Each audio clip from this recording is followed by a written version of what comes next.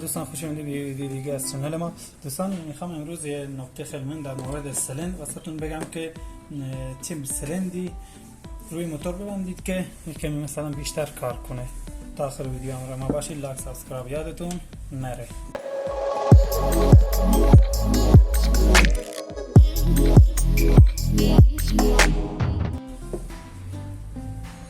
خب دوستان، الان سه تا مارک سلند داریم، یکی MDH، یکی هم زیزو، یکی هم تفتان. میخوام اینا رو با هم بررسی کنیم که آقا این سلند چگونه هستن که میخوام روی موتور ببندیم و یه موقعی ضرر هم نکنیم. این سلند ببندیم که خراب نشه. نگاه کن بچه، موقعی که میخوای سلند بخری داخل سلند رو نگاه کنید. بعضی از مارک ها اصلا واشر سلند سر سلند ندارن، واشر کاسنبه سوپاپ اینا رو ندارن. ببینیم مثلا قبل از این مارک زیزو رو یه نگاه بندازیم که چگونه هست. بازش کنیم داخلش چی هست. خب داخلش واشر سلند سر سلند داریم.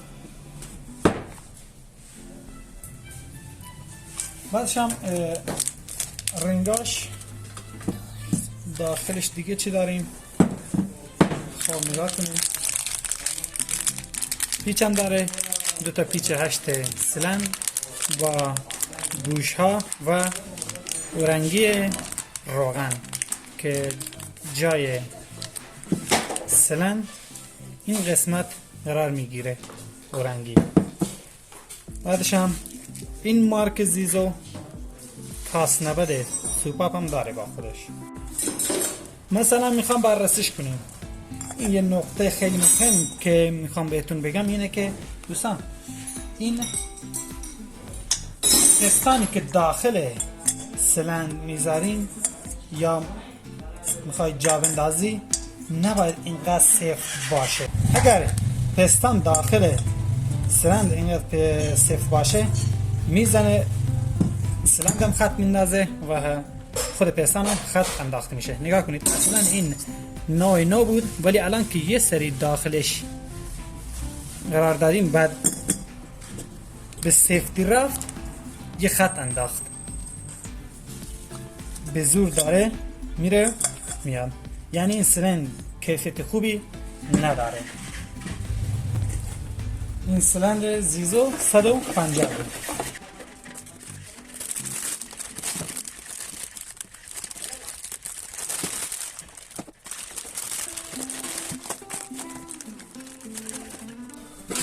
خب این هم از مارک زیزو.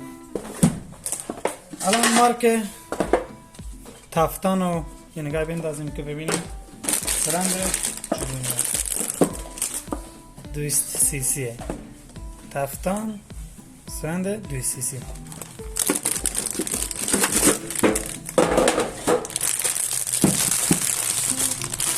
قبلش نگاه کنید داخلش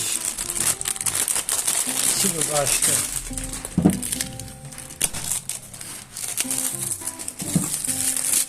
اینم سلند هم واشر سلند داره. بعدش هم واشر سلند و سلند، ولی جنس خوبی نیستن. نگاه کنید واشر سلند سلند آشغال داخلش گذاشته. واشرهای خوب هستن که این قسمت ها یه چسب قرمزی داره که بعد موقع روی سلند و سر سلند بگذاری این از روغن ریزی و از این که روغن بریزه یا روغن از داخل انجین بیاد بیرون رو جلوگیری میکنه.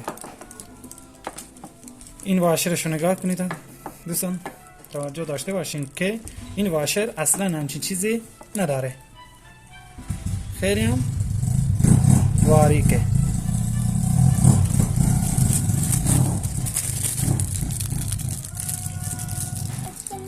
بعدش نگاه کنی دو دست خارم گذاشته داخلش، خار پستان دو تا داخلش گذاشته، دو بسته.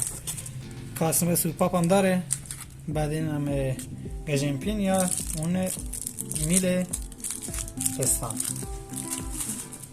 با رنگاش و پستانش.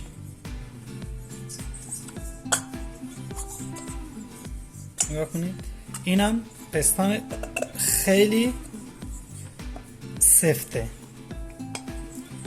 میخوام بیرونش کنیم بیرون نمیشه. دیدم وسایل بانجال میفرستم، وسایلی که اصلا به درد نمیخورن میفرستم واسمون. نگاه کن اصلا میخوام این پستان بیاریم بیرون، خداییش بیرون نمیشه، به زور دارم بیرونش میکنم، گیر کرده. خب الان اینم سلنده دیگه، به درد نمیخوره این سلند، اصلا به درد نمیخوره. چرا؟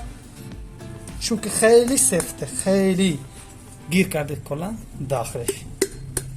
مشتری بیاد بنده خدا مثلا ما بهش میگیم آقا این سلندی که ما داریم اینو اگر ببندی واقعا خیرشو نمیبینی. قسمت های داخلشو نگاه، اصلا خوب جواب نمیده. اینم از پستانش که اصلا بیرون نمیشه. بعد که رینگ داخل روی پستان بذاریم این چجوری جا میفته که اونم به زور جا میفته. این مارک هم قابل قبولم نیست، به دردم نمیخوره. من نکته مهمی که بهتون گفتم بچه این بود که این پستان نباید اینقدر سفت باشه. داخل سلندر باید اندازه سفت باشه، باید اندازه باشه طوری که اینور میذاریم خیلی هم نباید گشاد باشه سلند که این پستان داخلش لق داشته باشه، یعنی که خیلی هم نباید سفت باشه که پستان به زور بره بیاد. خب این از مارک تافتان. الان موندیم مارک اندیش.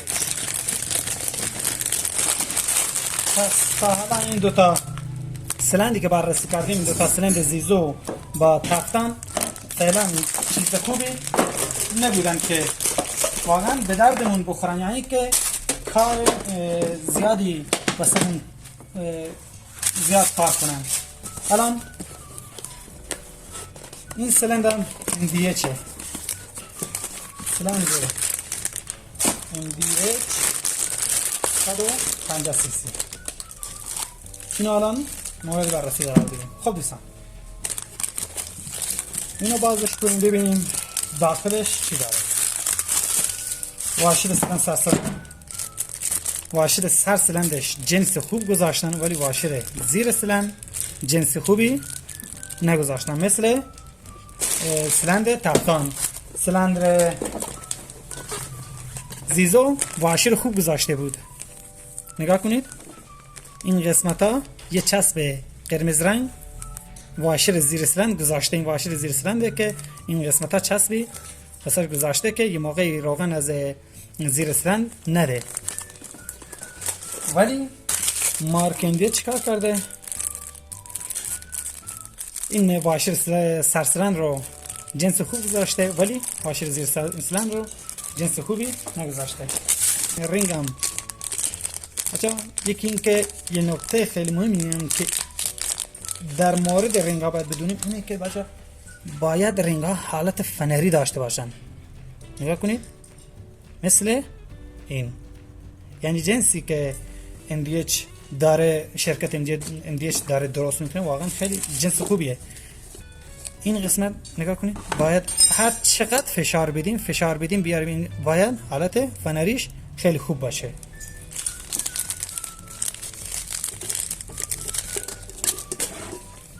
رینگ داشت، بله واشر داشت، بعدش هم داخلش چی گذاشته. خب پس نباید سلند سرسلند با خار و میل گژنپین یا گژنپین. خب بعدش هم پستانش نگاه کن بچه، پستانی که گذاشته پستان خیلی خوب، زیادم سفت نیست، زیادم خیلی شل نیست، مثلا زیادم ل نداره. پس از این سه سلند کدوم بهتر بود؟ سلند اندیچ که مثل آب داره میره داخل بعد میاد بیرون. سلند باید این گونه باشه، پستان باید داخلش بره بیاد به خوبی که یه موقع نزن سلند و پستان رو خراب نکنه. خب دیگه دوستان این از آموزش امروزمون بود. اگر میخواستین سلند ببندید یا سر سلندی یه جنس خوب بذارید که بعد فردا پس فردا پشیمون نشین. اگر از ویدیو خوشتون اومد حتما لایک و سابسکرایب کنید و کامنت بذارید که ما ویدیو بهتری واسه شما دوستان عزیزم بسازیم.